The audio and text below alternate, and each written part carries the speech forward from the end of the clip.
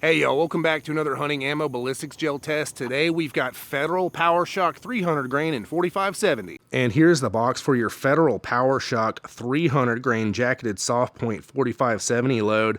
We've got an elk icon, so sort of the intended game for this. Let's flip it around to the back. And here's your promo info on the PowerShok line. Feel free to stop, pause, and read all that if you would like. Coming on over to the left, we do have our velocity data. We don't have a barrel length annotated, but it's saying muzzle velocity of 1,850 feet per second. We'll be shooting this out of a 16-inch barreled Marlin 1895 trapper, so it'll be interesting to see how close we get to that. Let's go ahead and open this stuff up and take a look. It's got your black plastic ammo holder. Something I always like about Federal ammo, you can see the blue sort of lacquer sealant on the primers. That's always a nice touch. Try to get some weatherproofing in there for you.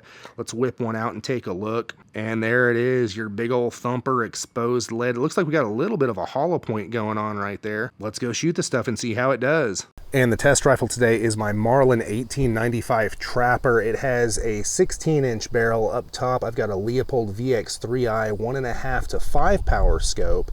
And bringing up the rear, of course, I have one of my Mason leather cartridge cuffs. I've got 4570 stamped right in. Check out my website, masonleather.com. I would absolutely love to make you one. And coming over to the other side, I've got to show you, I've got my wild boar design. And real quick, if you're watching this video anytime around when it came out, I'm having a huge sale on my website, masonleather.com. Go check it out and get yourself something. We'll be taking 3 shots from 100 yards, firing into 10% ballistics gel that has been calibrated to meet the FBI's ballistics testing protocol. And while ballistics gel isn't an exact proxy for big game, it does provide a repeatable medium through which to test various bullets and ammo against each other. After the shots, we'll examine bullet expansion, weight retention, penetration, and velocity. My goal is to provide hunters like you and I with the most objective information possible to help us make the best choice for our particular hunting situation. The ballistics gel in this video has been sourced from Clear Ballistics. You can find a link in the description. So let's go ahead and shoot it.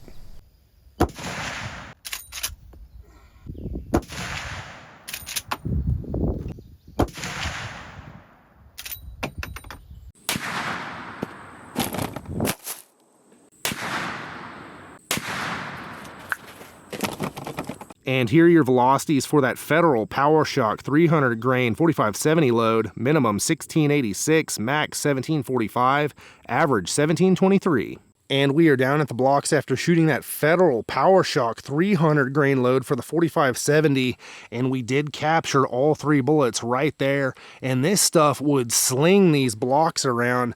My camera that I have capturing the impact I have right on this tripod, I've taken it off now, but at one point the block slung off and actually knocked my camera over. I'll include that in the video if I remember. Anyways, let's go ahead and get to this stuff.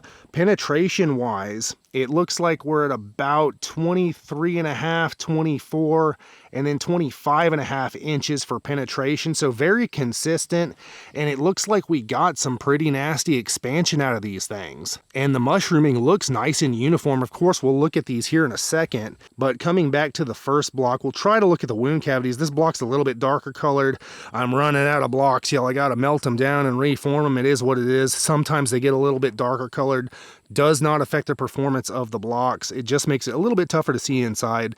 So it looks like we get expansion at about the 1-inch mark. It opens up a bit, comes on back, and then tapers off by the 10 to 11-inch mark.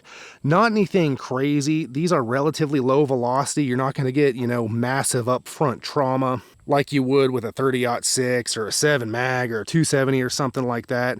You're just going to get nice wound cavity and pretty deep penetration.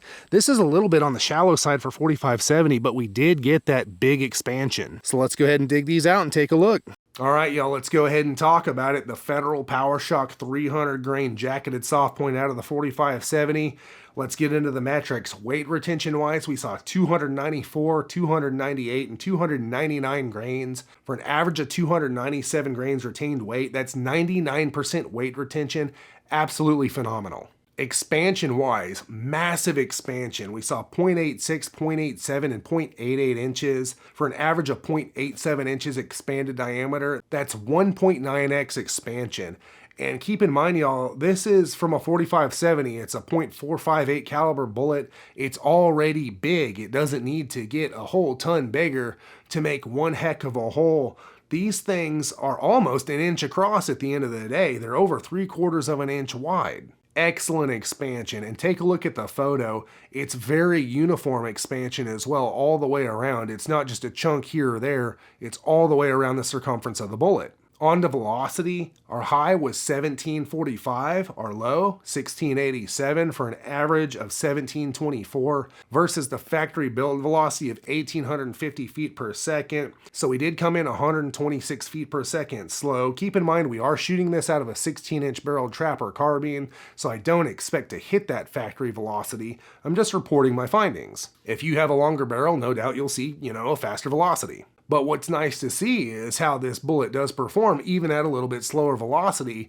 I know a lot of guys these days are hunting with the Marlin 1895 Trapper, and especially the SBL, which has only got 2 more inches of barrel on it. So it's not like you're going to gain a bunch of velocity out of that versus this. And then our estimated velocity down at impact at 100 yards is about 1,500 feet per second. Just something to know. Penetration-wise, we saw 23.5 inches, 24 inches, and 25.5 inches, so a nice tight little range there for an average of about 24.5 inches of penetration. And that's not, super deep for a 45-70, but keep in mind these expanded really well, so there's going to be a lot of resistance as these bullets push through, and they're not going to go as deep as maybe some heavier bullets that don't expand as much. But I'm going to tell you why I like this. For most medium game hunting, well, not most, for medium game hunting, I like to see 20 inches to maybe a little bit more than 20 inches of penetration, and really much more than that is kind of overkill and you don't need it. I'd rather see more expansion and keep that penetration to 20 to 25 inches or so, because a deer is only so thick. And it's not that a deer is 20 inches wide, it's that most of your classic well-respected deer hunting loads penetrate about 20 to 25 inches. And so that's why that's the benchmark. And this is right there in that range. So I think penetration-wise, this load did excellent. And then on to KTIC Energy with a 300 grain bullet going on average 1,724 feet per second. We're looking at 1,980 foot-pounds at the muzzle and about 1,498 foot-pounds down there at 100 yards. And a quick announcement before we get to my final thoughts. If you'd like early access to my videos weeks and even months in advance of everyone else, become a channel member. The links will be in the video description and the pinned comment. Thanks, y'all. All right, y'all, it's time for my final thoughts on that Federal PowerShok 300 grain load out of the 45-70. Across the board, I think this ammo did excellent. I think if you're looking for a good solid hunting load for your 45-70, for whitetail deer, black bear, wild hogs, your standard medium game stuff, I think this Federal PowerShok option is excellent. Weight retention, it's way up there, almost 100%.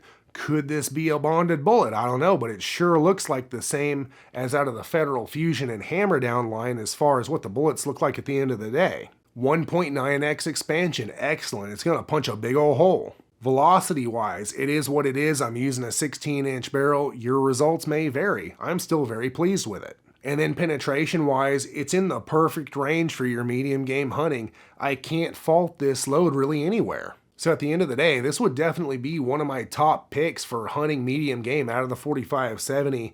If you've used this load, let me and everyone else know in the comments how it did for you. And check out my website, masonleather.com, and get yourself some leather gear handmade by me just for you. I've been handcrafting leather gear for hunters for over a decade, and I would love to make you something. And there are hundreds of reviews on my website, so you can see what real hunters have to say about their Mason leather gear. And also tons of photos showing all the customizable options, including name, initial, and caliber stamping, as well as wild game designs and more. Everything is handmade by me right here in the USA. I would love to be a part of your hunt through my leather gear. And it helps support this channel, so I can bring you more hunting ammo ballistics gel tests, and lots of other cool stuff in the future. The link will be in the video description and the pinned comment, or you can just type masonleather.com into your web browser, and click one of these cards for more hunting ammo ballistics gel tests.